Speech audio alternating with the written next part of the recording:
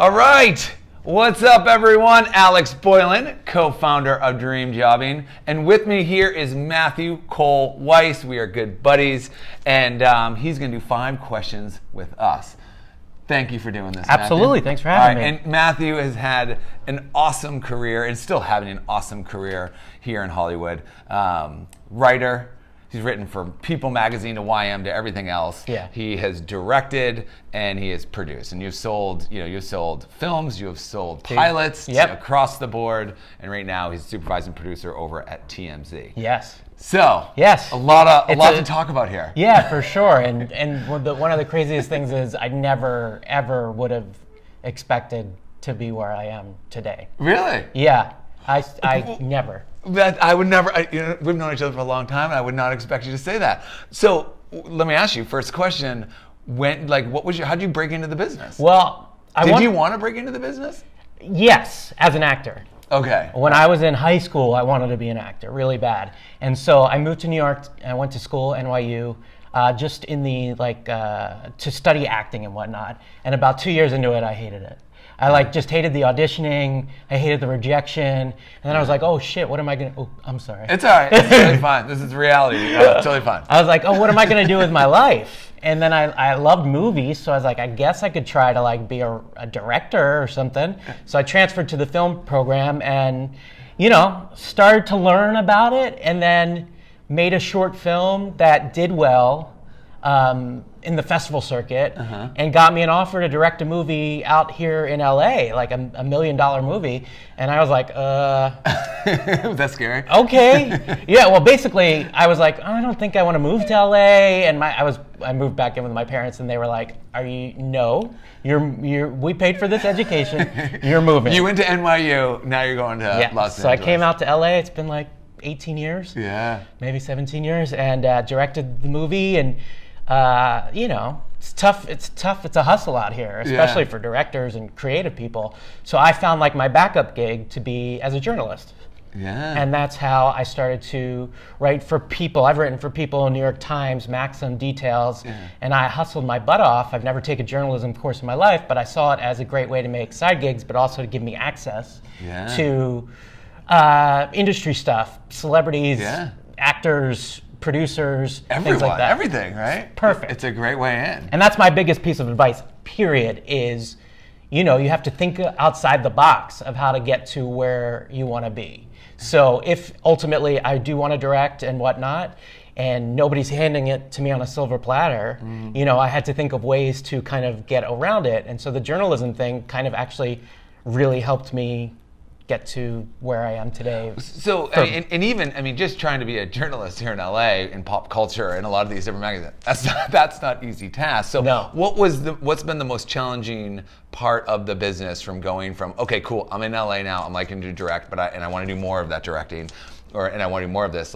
How'd you carve that path? It's been weird. I'd say the hardest part is being seen as working on both sides of the fence. So not everybody loves that. I've worked for entertainment journalism magazines, from Us Weekly to People to TMZ, things like that, and talk about actors and celebrities. But at the same time, I've directed movies with Amy Adams and James Franco and Meghan Markle and things like that. And I want to be taken seriously as a director, and it's really hard when they're like, wait a second, did I just see you on a red carpet trying to interview me about whatever? So it's been hard kind of playing that, but I've come to terms with, you got to make a living. Yeah. Do you think it's possibly easier nowadays than it used to be? Because I feel like, we're getting older, right? And I just feel like everyone's got, no matter if they're, executive producing the biggest show, right? Or down to I'm a PA. I literally feel like everyone's got a side hustle out here. For sure. I recently wrote a book, because that's apparently also a side hustle of mine. And in my book, I talk about how the drive that I had in college, right after college, when I was hustling, like crazy, has been replaced by Candy Crush and Blue Moon, because that's really all I do with my time these days. But that drive and that hustle, you need to have it, because that's what's going to set you aside from somebody else. Yeah, absolutely. You need to do it. Yeah, no question about it. No question about it. Between writing, directing, producing, what's your favorite and why? I don't know. I think like I would say screenwriting, like actually writing stories. The directing's I've enjoyed. It's very tough for me. I'm not really the vocal, like authoritative person, and sometimes you really have to be. And I got walked on a lot in my movies because I just didn't stand up for myself. I haven't directed anything in many years, but I feel like if I did, I'd have a different set of confidence, sense of confidence. Journalism, I've never really had that kind of interest to like break stories and like Woodward and Bernstein it or things like that. So that also, but screenwriting gives me a sense of creativity. It's my true voice. You know, I can tell a story I want to. And as I said before, the best part about screenwriting, well, it's also very difficult. Like it can be torturous writing it, but the best feeling is when it's done, because that's the only moment that, unless you're Steven Spielberg or, you know, J.J. Abrams, that what you created is going to be exactly what you imagined it to be. One of the things they did not teach me in film school is the reality of the business, which is you're going to have to, it doesn't take just one yes. That's not true. It takes a lot of yeses, and a lot of people will give their opinions, and things, especially writing, will change over and over and over again, and then ultimately, like has happened with me, may not get made. And so that's tough. Really hard. It's like you could sell a pilot, you know what I mean? You I've could sell sold something. 3. And sometimes it never gets made. I've sold movies pilots that don't get made, and they have me change it, like with studios and whatnot, and there's so many people put in their notes and change it, and then it's not what it was in the beginning, and they're like, we're not going to go move forward. I'm like, of course you're not, because it's not what you bought in the first place. What's your advice to, you know, a younger person out there, maybe a recent graduate that is maybe in the same place, right? I'm not even sure I'm not sure which avenue I want to go down, right? But I love the business. Whether they're in LA or not in LA, what's your advice to them? I would say my advice is to try all aspects of it. I interned at Miramax. I worked for Danny DeVito while I was in college as like an assistant. I did the journalism thing, the writing thing. I tried them all at least, and I really got to see a sense of what I liked and what I didn't. And my biggest piece of advice is probably, you know, I remember when I wanted to make money as a journalist, I was like, well, how do I do this, right?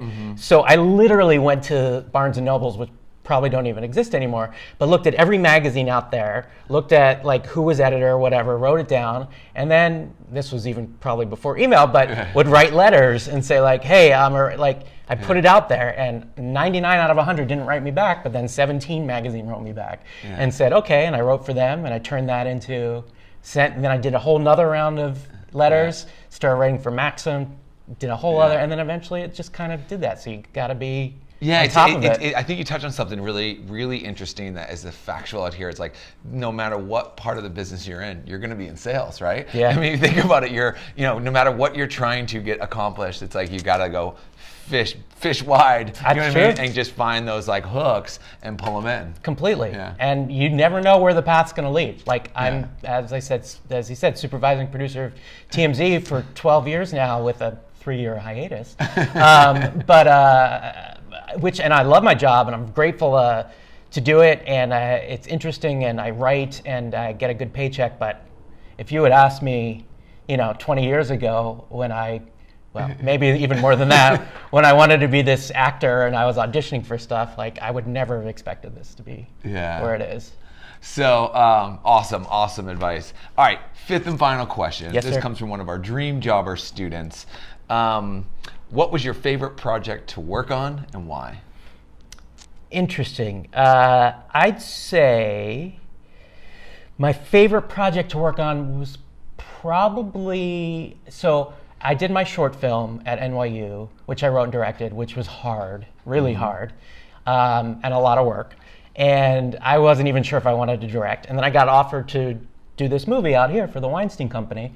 And I moved out here, and it was, I don't think I realized at the time, looking back, it was my favorite project. At the time, I didn't realize the opportunity I had. Like, I would kill for that opportunity now. Someone's giving me $1 million and says, you can direct this. Here's Amy Adams is in it, and Colin Hanks is in it, and James Vanderbeek and all this. And I'm like, And at the time, I was like so nervous and whatever, and I was like, I don't know. Now looking back, I was like, please, like give me something with, you know, Heidi and Spencer. I don't care. But I'd say it was such, looking back, it was such a, since I was new to it and not really jaded, you know, and I was kind of raw, and also really I had that huge passion, and I got to do it.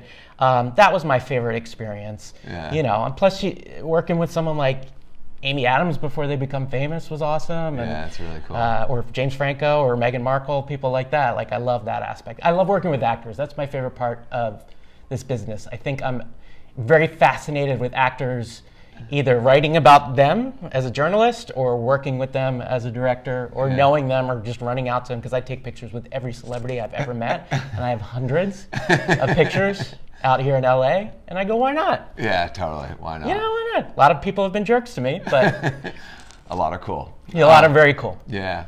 Listen, Matthew, I appreciate you doing that. 5 questions with Matthew Cole Weiss. I appreciate it. We'll see you on the next episode, guys.